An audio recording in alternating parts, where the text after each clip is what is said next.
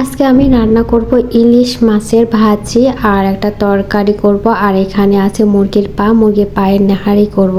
যেহেতু গরুর পা নেই তাই মুরগির পা রান্না করব। আর এখানে আছে মাছ। এই মাছের নামটা আমি জানি না, সবগুলো আমি রেডি করে নিয়েছি। এখানে দুইটা পাতিল বসিয়ে দিয়েছি। এখানে একটি পাতিল দিলাম, পানি ঢেলে দিলাম, পানি গরম করতে দিলাম। আর মাঝে আমি চালটা ধুয়ে নিচ্ছি। এখানে আমি পরিমাণ মতো চাল নিয়েছি, পানি দিলাম, দিয়ে আমি সুন্দর মতো কষলিয়ে নিচ্ছি। আর পাশে যে কড়াইটা দিয়েছি ওখানে আমি পরিমাণ মতো তেল দিলাম। এখন আমার চাল ধোয়া শেষ, আমি এখন এটা পাতিলে সুন্দর মতো দিয়ে দিব। তারপর এখানে আমি পাশে যে কড়াইটা দিয়েছি সেখানে পেঁয়াজ রসুন ভাজতে আমি দিচ্ছি। তারপর হালকা করে নেড়ে দিচ্ছি। এটা আমি একদম ব্রাউন করে ভেজে নেব। তারপর কয়েকটা কাঁচামরিচ দিয়ে দিলাম। খুব ভালো মতো এটা আমি রান্না করে নেব।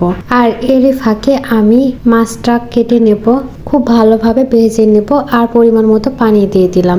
আর এরই ফাঁকে আমি ইলিশ মাছটা কেটে নেব। এখানে আমি কাঁচি দিয়ে কেটে নিচ্ছি। আমি চাকুর সাহায্যে কেটে নিচ্ছি না, আমি কাঁচি দিয়ে সহজে কেটে নিচ্ছি। আমার কাছে এটাই সুবিধা মনে হয়, তাই কাঁচি দিয়ে কেটে নিচ্ছি। এখানে মাছগুলো আমার খুবই ছোট সাইজ করা হয়ে গিয়েছে, মানে 2 ভাগ করে নেওয়া লাগতো। আমি ভুলে মাছগুলো একেবারে ছোট ছোট করে ফেলেছি। তারপরে মাছগুলো কেটে নেওয়া শেষ। এখন আমি এটা সুন্দর মতো ধুয়ে নিব। এখানে আমি লবণ দিয়ে ধুয়ে নিচ্ছি। আর পাশাপাশি রান্না করে নিচ্ছি। রান্নাতে হলুদ মরিচ লবণ সবকিছু পরিমাণ মতো আমি দিয়ে সুন্দর মতো নেড়ে চেড়ে দিচ্ছি। এই মশলাটা কষিয়ে নিব। তারপর এরই ফাঁকে আমি মাছটা ধুয়ে নিলাম। মাছটা যখন ধোয়া কমপ্লিট হয়ে যাবে তখন আমি এখানে মুরগির পা গুলো যেগুলো আছে সেগুলো আমি কাঁচিতে সুন্দরভাবে কেটে নিচ্ছি। এখানে সবগুলো কেটে নিলাম অফ ক্যামেরাতে, আবার বাকিগুলো কেটে নিয়েছি। আর এখানে মশলাতে যে মশলাটা কষাচ্ছি সেখানে আমি আদা বাটা, পেঁয়াজ বাটা, তারপর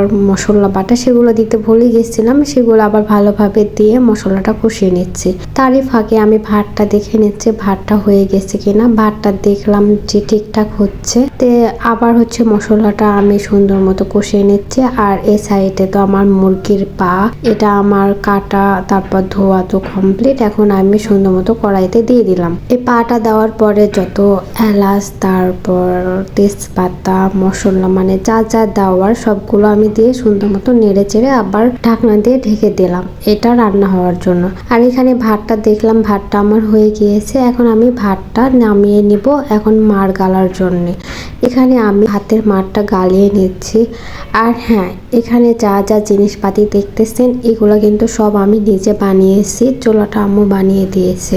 এখন পাশাপাশি আমি এই তরকারিটা দেখছি, তরকারিটাও ভালোভাবে নেড়ে চেড়ে নিলাম, কষিয়ে নিলাম। তারপর পানি দিয়ে দিলাম পরিমাণ মতো এটা সিদ্ধ করার জন্য। আর এখানে আমি একটা কড়াই দিলাম, কড়াইতে কিছু পানি দিলাম। এখানে আমি শুটকি রান্না করব, তাই কাঁচিতে শুটকিগুলো কেটে কেটে দিচ্ছি। শুটকিটা আগে পানি দিয়ে গরম করে নেব, মানে শুটকির যে গন্ধটা আছে পরিষ্কার হবে তার জন্য।